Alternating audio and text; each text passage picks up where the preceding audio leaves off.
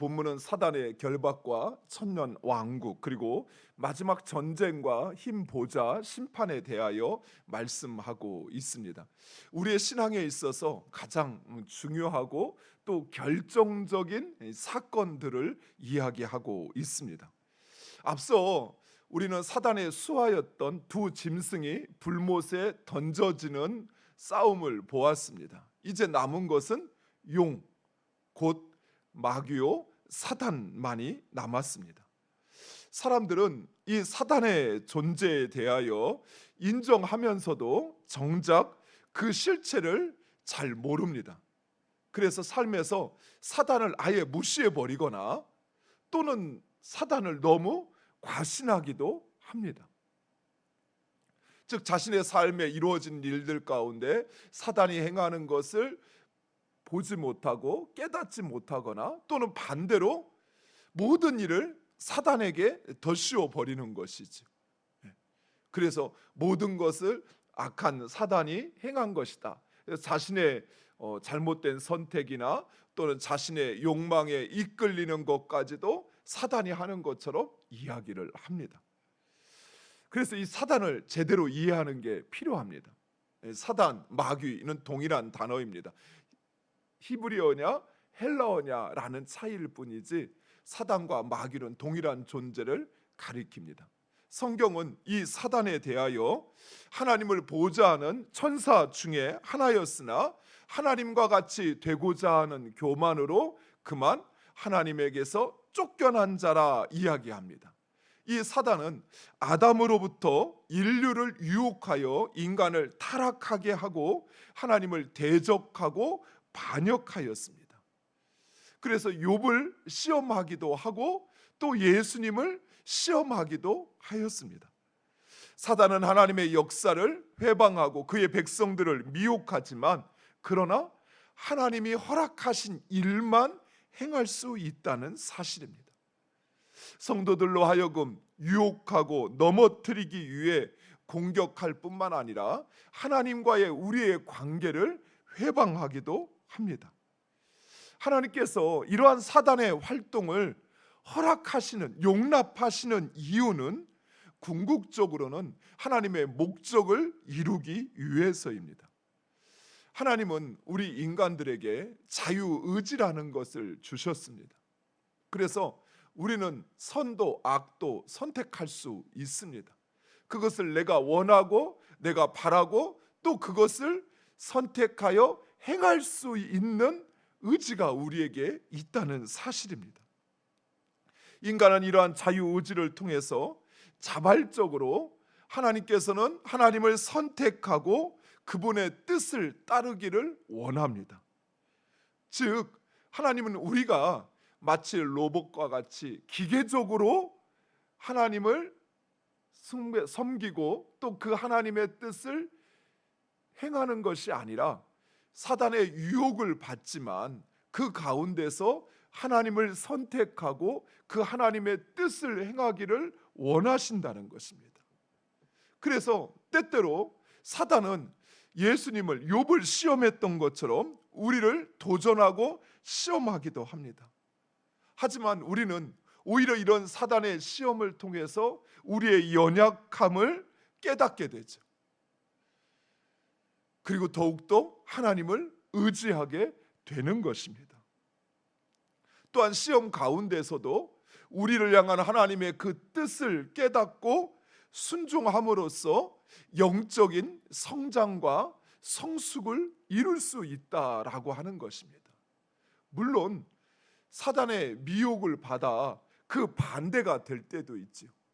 오히려 시험을 받아 원망하고 불평함으로써 하나님을 신뢰하기보다는 오히려 하나님과의 관계가 멀어지는 결과를 초래할 수도 있습니다. 그 선택은 바로 우리에게 주어져 있다라는 것이. 만약 우리가 시험을 받고 미혹을 당할 때 그 하나님의 뜻을 깨닫고 자신의 연약함을 고백하며 하나님을 의지하면 의지할수록 하나님과의 우리의 관계는 더욱더 깊어질 뿐만 아니라 우리는 영적으로도 성장하고 성숙하게 된다는 것입니다. 즉 하나님은 사단으로 하여금 사단의 그러한 활동을 용납함으로 하여서 그것이 정당한 것이 아니라 오히려 우리가 그 시험을 당하여 하나님을 찾기를 원하시는 것이죠. 그리고 하나님을 더욱 의지함으로써 하나님과의 관계가 깊어지는 것뿐만 아니라 우리가 영적으로 성장하고 성숙하기를 원하신다는 것입니다. 그러나 무엇보다도 분명한 두 가지 사실이 있습니다. 첫 번째로 우리의 삶은 사단에 의해서 계획되고 주장되어지는 것이 아니라 하나님께서 우리의 삶을 계획하시고 주장하실 뿐만 아니라 우리의 삶에 필요한 그 모든 것을 하나님은 예비하셨다는 사실입니다.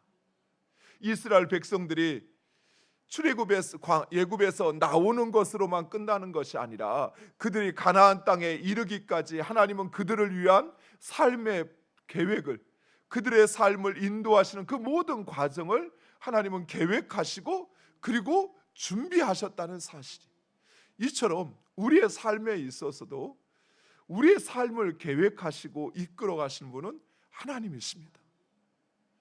물론 그 과정마다 우리는 우리의 의지로 선택을 합니다.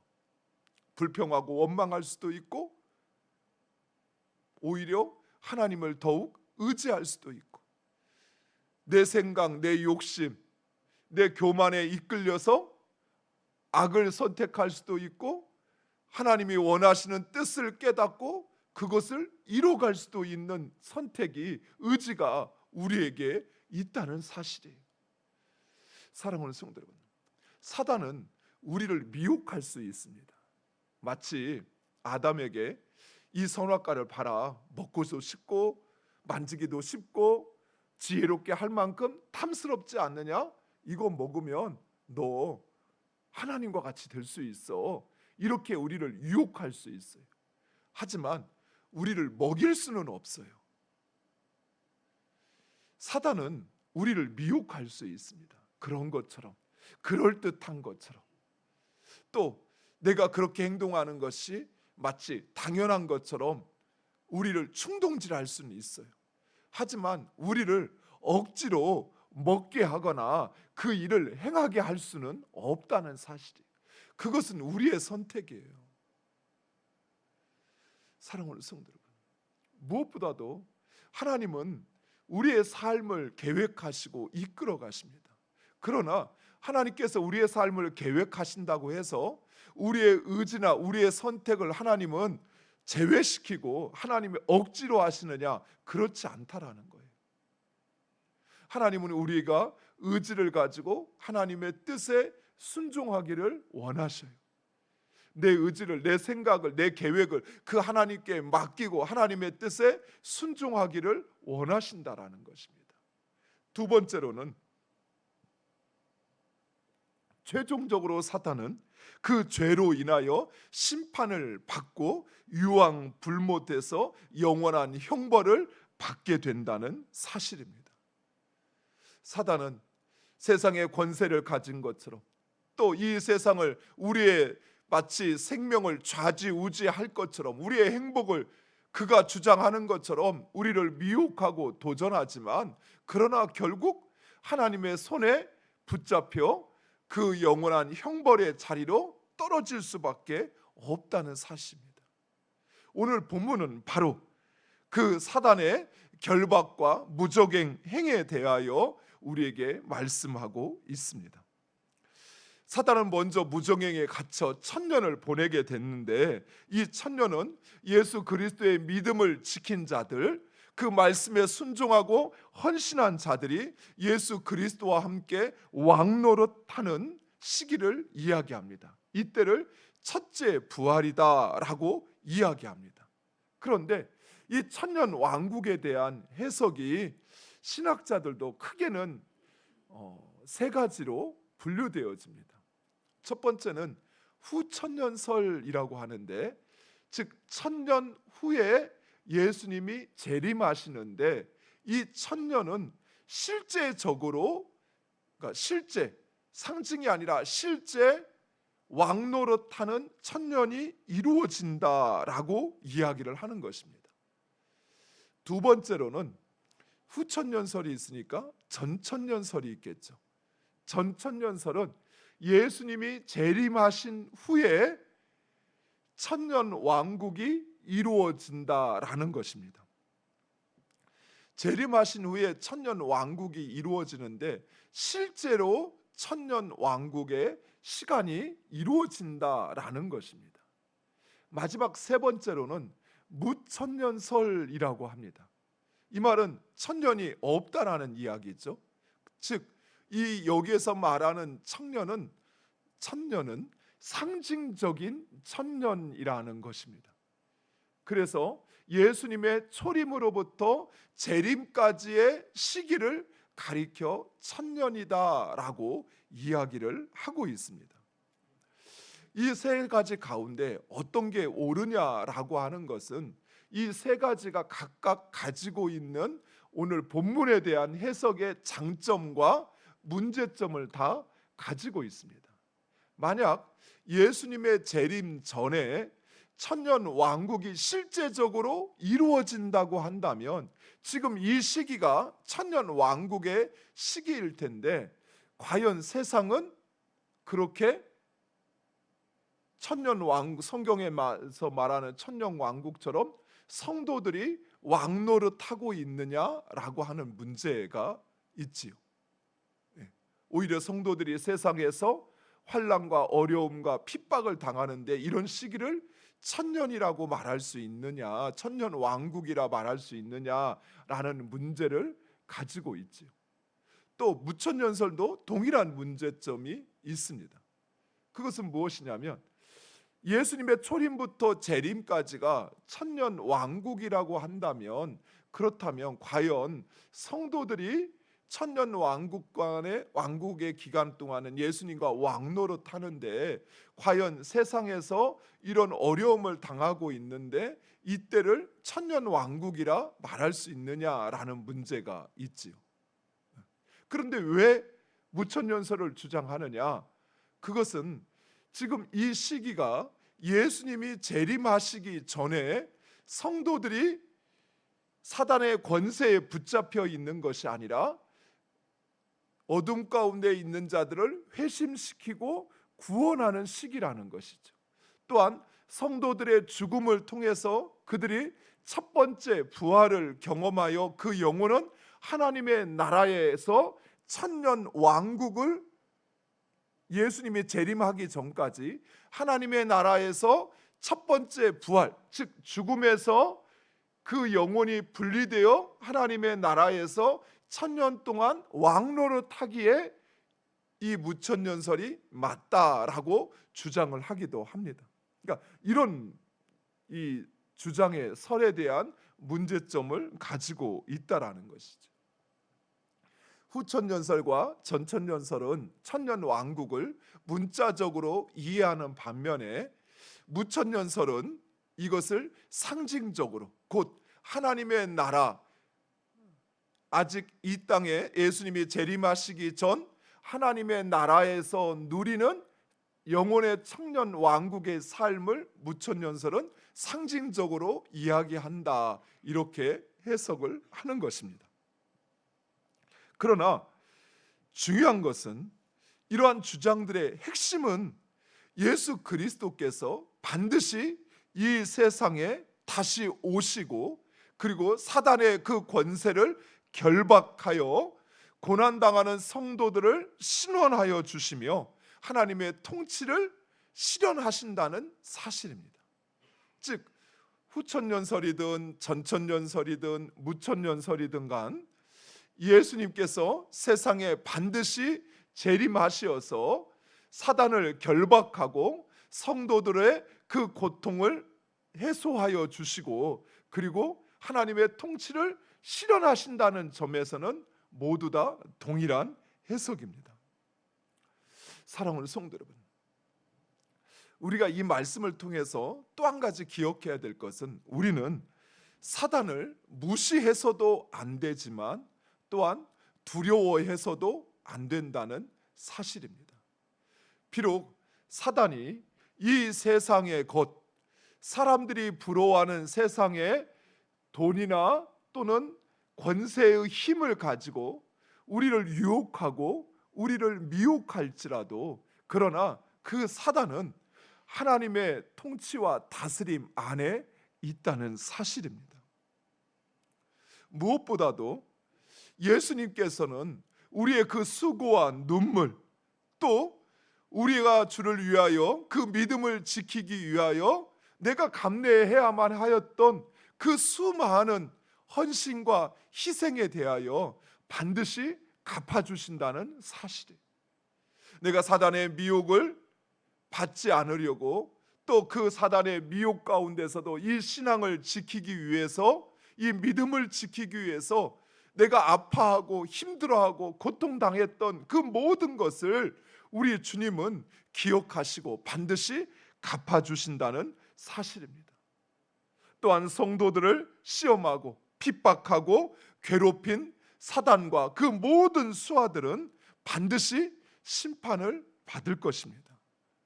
그래서 우리는 이 믿음의 선한 싸움을 끝까지 싸우가야 합니다.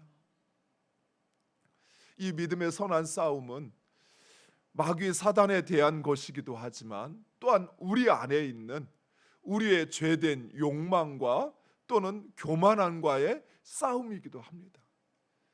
내 생각을, 또는 내가 중심에 서서 내 생각, 내 뜻대로 하려고 하는 그 내 안에 있는 죄성과 싸우셔야 돼요. 하나님을 내 중심에 놓고 그 하나님의 뜻 가운데 나를 복종시키는 이 일을 해나가야 한다라는 사실, 이것이 바로 믿음의 선한 싸움입니다. 남편을 사단 삼아 남편과의 싸우는 게 선한 싸움이 아니라는 거예요. 또는 내 옆에 나를 힘들게 하는 사람, 그 사람을 사단으로 여겨서 그 사람을 멀리하고 그 사람을 외면하는 것, 그것이 믿음의 선한 싸움이 아니라는 것이에요. 오히려 우리가 하나님의 자녀로 온전해지기 위해서 내 안에 끓어오르는 그 욕망과 교만함과 싸우는 것, 또 사단이 이 세상의 것을 가지고 우리를 시험할 때, 돈을 가지고 시험하고 권세를 가지고 시험하고 내 자랑거리를 가지고 우리를 시험할 때, 그 모든 것으로부터 믿음을 지키는 것, 그것이 바로 우리가 싸워야 할 선한 싸움인 것입니다. 사랑하는 성도 여러분, 우리는 이 싸움을 끝까지 싸워야 돼요. 우리가 그 싸움을 포기하는 순간 우리는 하나님으로부터 점점 멀어지고 오히려 사단의 수하로 전락하게 된다는 사실입니다. 예수님께서 사단과 그 추종자들을 불과 유황 불못에 던진 후에 흰 보좌 앞에서 최후의 심판이 시작됩니다. 큰 자나 작은 자나 죽은 자들이 모두 하나님 예수님의 심판의 보좌 앞에서 생명책에 기록된 대로 심판을 받는데, 그 생명책에 기록된 것은 바로 그들이 행한 행위라는 것입니다. 그래서 각자 자기의 행위대로 심판을 받습니다. 특별히 이 생명책에 기록되지 못한 자들은 사망과 음부와 더불어 영원한 불못에 던져지는데, 그들은 사단에 미혹되어 세상의 즐거움과 쾌락을 쫓아 살던 자들이요, 잠시의 쾌락을 위해 영원한 삶을 포기한 자들입니다. 물론 믿음을 지킨 자들, 그들은 주님의 보좌 앞에서 주님과 함께 왕노릇한다는 것은 심판하는 역할을 할 것입니다. 하지만 그 믿음을 포기한 자들, 그래서 세상으로 가버린 자들, 그들은 심판 앞에 서서 그 생명책에 기록된 대로 심판을 받는다는 사실입니다. 사랑하는 성도 여러분, 이 세상은 반드시 무너집니다. 세상의 권력도, 우리가 쌓아올린 그 모든 것도 불의 심판 앞에 모두 다 타버려 재가 될 것입니다. 그것은 결코 우리를 지켜줄 수 없다는 사실이에요. 영원하지 않다는 것입니다. 그러나 하나님의 나라는 영원합니다. 그래서 우리는 그 영원한 하나님의 나라를 준비하는 사람이 되어야 합니다. 사랑하는 성도 여러분, 영원한 것을 위하여 일시적인 것을 포기한 사람이 지혜롭습니까? 아니면 일시적인 것을 위하여 영원한 것을 포기하는 사람이 지혜롭습니까? 바닷물은 잠시의 갈증은 해소할 수 있지만, 그러나 그것은 오히려 우리의 더 목마름을 더 심하게 할 뿐입니다. 이처럼 세상의 것은 잠시 우리에게 쾌락을 줄 수 있어요. 마음의 안전함을 가져다 줄 수 있어요. 마치 아담이 선악과를 보면서 너무 보기에 좋았고 지혜롭게 할 만큼 탐스럽게 여겨졌던 것처럼 세상의 것은 그럴 수 있습니다. 그러나 그것을 가지면 어떨까요? 우리가 어떤 것을 막 가지고 싶어서 내 마음이 탐심에 이끌릴 때 있어요. 그런데 그만 우리가 그 마음에 넘어져서 그것을 가졌다고 칩시다. 그러면 그것을 갖기 전에 내가 가졌던 그 마음, 저것을 갖고 싶어 하면 내가 행복할 것, 저걸 가지기만 하면 내가 행복할 거라는 마음이 유지되던가요? 아니요. 오히려 그것을 가지면 행복할 것 같았던 그 마음이 잠시는 머무르지만 결국은 다 사라져요. 텔레비전을 보고 있으면 이렇게 광고가 선전이 나오잖아요. 선전을 보면 정말 나도 모르게 저거 가지면 내가 행복할 것 같아요. 저거 있으면 내 생활이 참 편리할 것 같아요. 그래서 막상 그것을 사요. 그런데 그 행복은 길어야 몇 달? 그걸 가지기 전에 저것만 있으면 내 인생이 참 즐겁고 편안할 것 같아 했던 그 기분과 그 마음은 그리 오래 가지 않아요. 왜요? 그것이 나의 일상이 되고 당연한 것이 되어버리는 순간 더 이상의 기쁨은 없다라는 것이에요. 여름 휴가가 그러죠. 여름 휴가를 기다리는 때는 막 설레요. 이번 휴가는 참 재밌게 보내야지. 휴가는 이렇게 지내야지. 이번 휴가가 되면 이 고통, 이 힘든 거 좀 다 훌훌 털어버리고 내가 거기서 진짜 마음껏 이렇게 보내야지라고 생각을 해요. 그런데 정작 휴가가 시작되면 하루 이틀 지나고 나면 이제 다시 돌아갈 걸 생각해요. 다시 또 일상으로 돌아가려면 내가 어떻게 또 그 힘든 시간들을 견뎌내지, 이런 마음이 찾아와요. 저만 그런가요? 제가 아내한테 하는 말이 있어요. 휴가는 기다릴 때 제맛이지 막상 휴가를 하면 그래요. 제가 그런 것 같아요. 휴가 일주일이 주어지는데 딱 휴가가 하기 전에는 정말 이번에 휴가 가면 좀 푹 쉬고 이렇게 좀 회복하는 시간을 가져야지라고 생각을 해요. 근데 제가 휴가 가서 쉬는 날은 딱 하루예요. 월요일 하루. 월요일 딱 지나면 화요일부터 주일 설교 걱정이 돼요. 주일 말씀 전하려면 뭘 전해야지, 어떻게 해야 되지, 이 생각하느냐고 휴가가 휴가 같지가 않아요. 사랑하는 성도 여러분, 이 세상의 것은 아무리 길어도 20년, 30년이면 끝나는 거예요. 일시적인 거예요. 그러나 하나님의 나라는 영원합니다. 그 하나님의 나라를 위해서 내가 잠시 일시적인 거 그거 포기하는 것이, 그것이 지혜로운 선택이에요. 내가 일시적인 나의 시간 동안 남들보다 좀 떵떵거리면서 남들이 좀 부러워하는 것 그거 가지고 내가 좀 즐거우며 산다고 하지만, 그러나 그 즐거움도 결코 오래 가지도 않고 그것은 결국 또 다른 갈증을, 또 다른 목마름을 우리에게 줄 뿐이라는 사실이에요. 그러나 영원한 하나님의 나라, 여러분이 그 나라를 위해서 일시적인 것을 포기하는 것, 그것은 진정한 지혜로운 선택일 뿐만 아니라 우리의 영원한 그 평강과 복락을 주장한다는 사실입니다.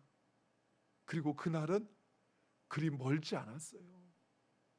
영원한 삶이 시작되는 그 시간이 그리 오래 기다리지 않아도 된다는 것입니다. 사랑하는 성도 여러분, 이제 내일 말씀에서 천년 왕국 그 하나님의 나라에서의 영원한 삶에 대한 이야기가 펼쳐질 거예요. 우리가 들어가게 될 하나님의 나라, 그 나라는 결코 이 세상과 비교할 수 없는 가장 완벽하고 그리고 사라지지 않는 기쁨과 평강의 나라입니다. 그 나라의 삶을 소망하며 일시적인 기쁨 잠시 내려놓고 또 일시적인 안위를 내가 잠시 포기하고 영원한 것을 붙잡는 여러분 되시기를 간절히 축원드립니다. 기도하겠습니다. 아버지 하나님 감사합니다.